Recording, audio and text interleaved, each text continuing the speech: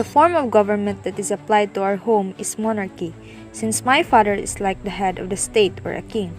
He often seen as the authority figurehead and the leader of the family, wherein he create the rules and policy in our home.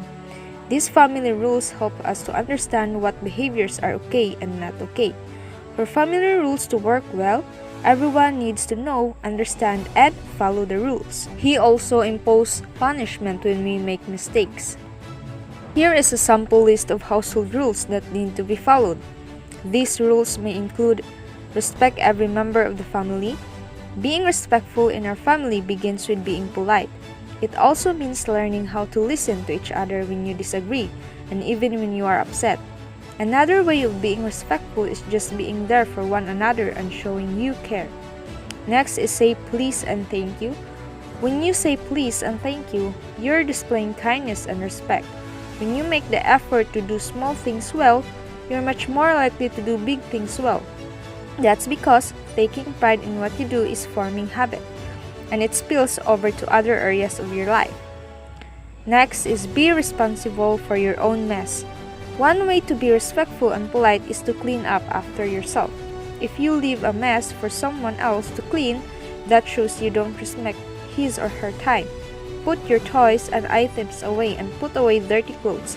Clean up after yourself in the bathroom and do your share of chores in the house. Next is no interrupting. Wait for your turn to speak. Interrupting tells the person speaking that you don't care what they have to say.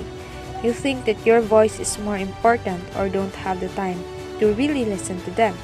It can even make it seem that you weren't really listening properly at all and were just waiting for your moment to interject. Next is no yelling in the house. Use an inside voice when talking in the house. An inside voice calls for a better understanding of the setting in which you are speaking. An inside voice means that you're thinking about the eardrums of others. An inside voice means you know how to communicate and explain and inspire without hollering. Next is ask permission to borrow other people's belongings.